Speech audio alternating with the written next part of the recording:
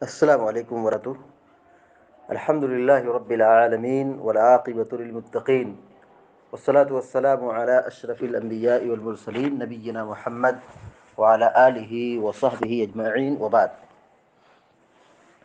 فعن میمونة رضی اللہ تعالی عنہا قالت مر النبی صلی اللہ علیہ وسلم بشاة یجرونها فقال لو أخذتم إيهابها فقالوا إنها ميتة فقال يطهرها الماء والقرض أخرجه أبو داود والنسائي. بلوغ المرام من ادلۃ الاحکام کی حدیث نمبر 18 ابھی آپ کے سامنے پڑھی گئی ہے، جو باب الآنیہ سے متعلق ہے. حدیث کے راوی حضرت میمونہ رضی اللہ تعالی عنہا ہیں، جو امہات المومنین میں سے ہیں، رسول اکرم صلی اللہ علیہ وسلم کی بیویوں میں سے ہیں. وہ بیان فرماتی ہیں کہ مر النبی صلی اللہ علیہ وسلم بشاة یجرونها فقال لو أخذتم إيابها قالوا إنها ميتة فقال يطهرها الماء والقرض. مر یمر کے معنی ہوتا ہے گزرنا، مر یمر گزرنا، باب نصر سے. النبی نبی یہ فاعل ہو جائے گا. بشاة یجرونها، شات مانے بکری، شات مانے بکری جمع شیاہ. یجرونها جر یجر کے معنی ہوتا ہے کھینچنا، گھسیٹنا. جر یجر گھسیٹنا، کھینچنا. ہا جو ہے یہ ضمیر ہے مؤنث کی جو شات کی طرف جا رہی ہے. فقال قال یقول مانے کہنا، لو مانے اگر، لو مانے اگر. اخذتم تم لوگ لے لیتے، اخذتم مانے تم لوگ لے لیتے. اخذ یاخذ مانے پکڑنا، لینا، باب نصرہ سے. احاب، احابہ، احاب مانے کچا چمڑا. احابہ، ہا جو مؤنث کی ضمیر ہے یہ شات کی طرف جا رہی ہے. احابہ بکری کے چمڑے کو. احاب مانے کچا چمڑا. فقالوا انہا میتہ، فقالو تو انہوں نے کہا، فقالو کا معنی کیا ہوگا؟ تو ان لوگوں نے کہا. انہا بے شک یہ یعنی بکری، میتتن، میتتن مانے مردار، مری ہوئی. فقال آپ نے فرمایا، قال یقول مانے کہنا، فرمانا. یطہرها الماء والقرض، طہر یطہر تطہیر، طہر یطہر تطہیر کے معنی ہوتا ہے پاک کرنا، باب تفعیل سے. الماء مانے پانی، القرض مانے کیکر کی چھال، کیکر کے پتے. کیکر ایک درخت ہے جو عام طور پہ عرب میں پایا جاتا ہے، اس کو عربی زبان میں قرض کہتے ہیں، قرض. اخرج ابو داود والنسائی. حضرت میمونہ رضی اللہ تعالی عنہ بیان فرماتی ہیں کہ مر النبی صلی اللہ علیہ وسلم بشاة یجرونها، مر النبی، نبی صلی اللہ علیہ وسلم گزرے، نبی صلی اللہ علیہ وسلم گزرے. بشاة ایک ایسی بکری کے پاس سے، یجرونها جس کو وہ لوگ گھسیٹ رہے تھے، کھینچ رہے تھے. یعنی بکری مر گئی تھی اور اس بکری کو گھسیٹ کر لے جا رہے تھے. یہی منظر اللہ کے نبی صلی اللہ علیہ وسلم نے دیکھا. مر النبی صلی اللہ علیہ وسلم، اللہ کے رسول صلی اللہ علیہ وسلم گزرے، بشاة یجرونها ایک ایسی بکری کے پاس سے جس بکری کو لوگ گھسیٹ رہے تھے، کھینچ رہے تھے.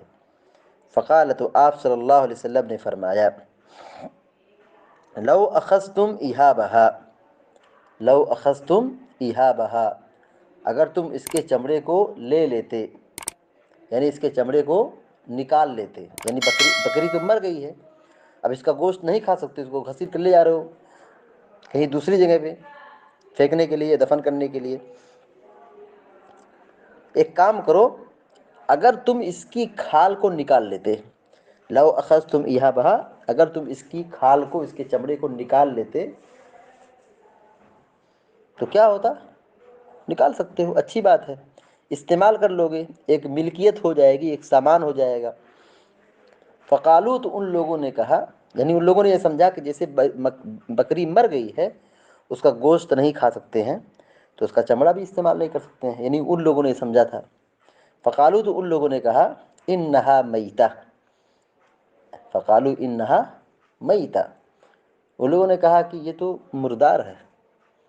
اے اللہ کے نبی صلی اللہ علیہ وسلم، آج جس چمڑے کو نکالنے کی بات کر رہے ہیں یہ بکری مر چکی ہے، انہا میتۃ، یہ بکری مری ہوئی ہے، مردار ہے۔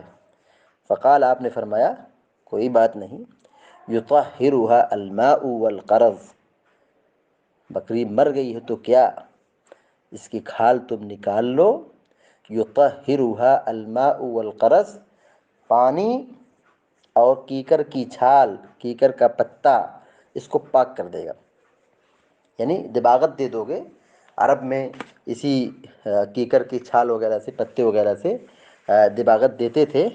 اللہ کے نبی علیہ الصلوۃ والسلام نے اسی لیے کہا کہ پانی سے اس کو دھل دو گے اور کیکر کی چھال وغیرہ سے لیپ چڑھا دو گے، دباغت دے دو گے، تو یہ کیا ہو جائے گا؟ چمڑا پاک ہو جائے گا۔ یہی کہا کہ یطہرھا، اس چمڑے کو پاک کر دے گا، الماء پانی، والقرض اور کیکر کی چھال، کیکر کا پتا، یعنی کیکر کا پتا پانی سے اس کو دھلو گے، صاف کرو گے، کیمیکل یہ دباغت دے دو گے تو یہ پاک ہو جائے گا، یعنی اس چمڑے کو استعمال کر سکتے ہو۔ یعنی بکری مر چکی ہے، لیکن بکری کی کھال کو، چمڑے کو کھینچ لو، نکال لو، اور پھر اس کو دباغت دے دو، تو اس چمڑے کو دباغت کے بعد استعمال کر سکتے ہو، چمڑا پاک ہو جائے گا۔ چمڑا کیا ہوگا؟ پاک ہو جائے گا۔ اس کا گوشت کھانا حرام ہے، لیکن اس کے چمڑے سے فائدہ اٹھانا یہ حرام نہیں ہے، بلکہ اگر چاہو تو فائدہ اٹھا لو۔ حدیث کا ترجمہ پھر دیکھیں، حضرت میمونہ رضی اللہ تعالیٰ عنہ کہتی ہیں کہ مر نبی صلی اللہ علیہ وسلم بشاۃ یجرونھا، کہ ایک آپ صلی اللہ علیہ وسلم ایک ایسی بکری کے پاس سے گزرے جس کو لوگ کھینچ رہے تھے۔ فقال، آپ نے فرمایا کہ لو اخذتم ایہابہا، اگر تم اس کی کھال کو نکال لیتے، تو ان لوگوں نے کہا، فقالو، ان لوگوں نے کہا کہ انہا میتہ، اے اللہ کے نبی صلی اللہ علیہ وسلم یہ مری ہوئی ہے، بکری کیا ہے؟ زندہ نہیں ہے، مری ہوئی ہے۔ اب مری ہوئی بکری کیا کریں گے؟ فقال، آپ نے کہا کہ یطہرھا الماء والقرض، اس چمڑے کو، یعنی جو بکری کا چمڑا ہے، اس چمڑے کو یہ پانی اور کیکر کی چھال پاک کر دے گا، یعنی چمڑے کو نکال لینے کے بعد اس پر دباغت دے دو، پانی سے دھل دو، اور کیکر کے پتے وغیرہ سے دباغت دے دو، تو یہ کیا ہو جائے گا؟ چمڑا پاک ہو جائے گا۔ اس حدیث سے جو بنیادی بات معلوم ہوئی یہ کہ چمڑا ہے کس کا؟ مرے ہوئے جانور کا، مرے ہوئے جانور کا، تو دباغت دینے کے بعد وہ چمڑا بھی پاک ہو جاتا ہے، نہیں اس کو استعمال کر سکتے ہیں۔ اس پوری حدیث سے جو مسائل نکلتے ہیں، مستفاد ہے، فوائد ہے، نمبر 1، مال کی حفاظت کرنا چاہیے، مال کی حفاظت کرنا چاہیے، مال کو ضائع کرنے سے بچنا چاہیے۔ یہ بکری کی ایک کھال جو بہت معمولی قیمت ہے، آپ صلی اللہ علیہ وسلم نے کیا کہا؟ مر گئی ہے لیکن اس کو نکال لو، تو یہ مال ہے، مال کی حفاظت کرنا چاہیے، مال کو ضائع کرنے سے بچنا چاہیے، یہ مال بہت بڑی نعمت ہے۔ دوسری بات یہ معلوم ہوئی کہ اچھا مشورہ دینا چاہیے۔ ہمارے پاس اگر علم ہے، ایکسپیرینس ہے، تجربہ ہے، نالج ہے، تو اچھا مشورہ دینا چاہیے۔ جیسے وہ لوگ بکری کو پھینکنے لے جا رہے تھے، آپ نے کیا مشورہ دیا؟ کہا اگر تم اس کی کھال کو نکال لو، تو مشورہ دینا چاہیے، اچھا مشورہ دینا چاہیے۔ تیسری بات یہ معلوم ہوئی کہ نبی صلی اللہ علیہ وسلم بشر تھے۔ تیسری بات کیا معلوم ہوئی؟ نبی صلی اللہ علیہ وسلم بشر تھے، آپ بھی چلتے تھے، پھرتے تھے، آتے تھے، جاتے تھے، اٹھتے بیٹھتے تھے، آپ بشر تھے۔ حدیث میں کیا ہے دیکھیے، مر النبی صلی اللہ علیہ وسلم بشاۃ، آپ صلی اللہ علیہ وسلم گزرے ایک بکری سے، بکری کے پاس سے، یعنی آپ چل رہے تھے، تو یہ چلنا کس کی پہچان ہے؟ یہ گزرنا کس کی پہچان ہے؟ یہ انسان کی پہچان ہے۔ تو نبی صلی اللہ علیہ وسلم چلتے تھے، پھرتے تھے، اٹھتے تھے، بیٹھتے تھے، سوتے تھے، کھاتے تھے، یہ سب چیزیں ثابت ہو رہی کہ آپ کیا تھے؟ بشر تھے۔ چوتھی بات یہ معلوم ہوئی کہ نبی صلی اللہ علیہ وسلم غیب نہیں جانتے تھے۔ نبی صلی اللہ علیہ وسلم غیب نہیں جانتے تھے۔ پانچویں بات یہ معلوم ہوئی کہ مردار کی کھال یعنی چمڑا دباغت کے بعد استعمال کر سکتے ہیں، دباغت کے بعد استعمال کر سکتے ہیں۔ چھٹی بات یہ معلوم ہوئی کہ کوئی جانور وغیرہ مر جائے جیسے بکری وغیرہ ہے تو گھسیٹ کر لے جا سکتے ہیں، کوئی حرج نہیں ہے، کھینچ کر لے جا سکتے ہیں، کوئی حرج نہیں ہے۔ جیسے بکری مر جائے، کتا مر جائے، گدھا مر جائے تو اس کو گھسیٹ کر کے لے جا سکتے ہیں، کوئی حرج نہیں ہے، کیونکہ آپ کے سامنے ایسا ہوا اور آپ نے اس پر کوئی ایکشن نہیں لیا، کوئی منع نہیں کیا، تو اس سے معلوم ہوتا ہے کہ جانور ہے، مر گیا ہے تو اس کو گھسیٹ کر کے لے جا سکتے ہیں۔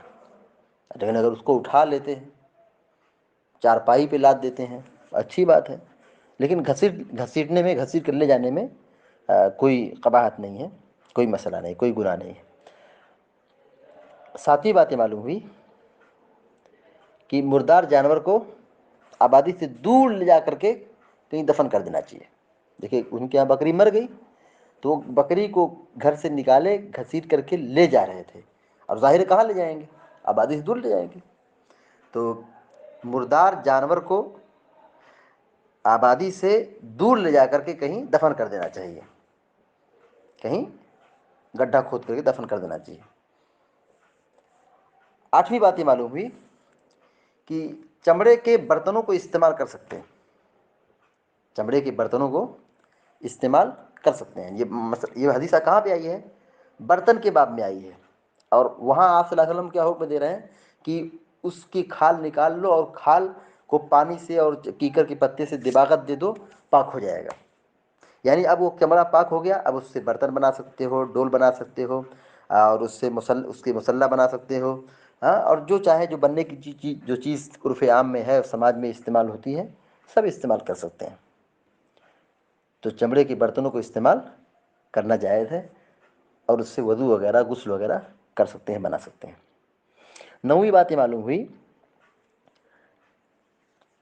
مرے جانور کی کھال نکال سکتے ہیں، جانور مر گیا ہے اس کی کھال نکال سکتے ہیں، مرے جانور کی کھال نکال سکتے ہیں، اور اس کو دباغت کے بعد استعمال کر سکتے ہیں، اور اس کو دباغت کے بعد استعمال کر سکتے ہیں۔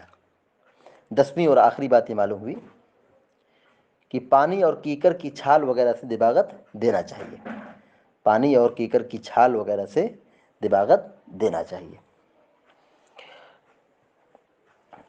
اللہ رب العالمین سے دعا کرتے ہیں کہ اللہ تعالی ہم سب کو علم نافع عطا فرمائے، عمل صالح کی توفیق عطا فرمائے، آمین یا رب العالمین۔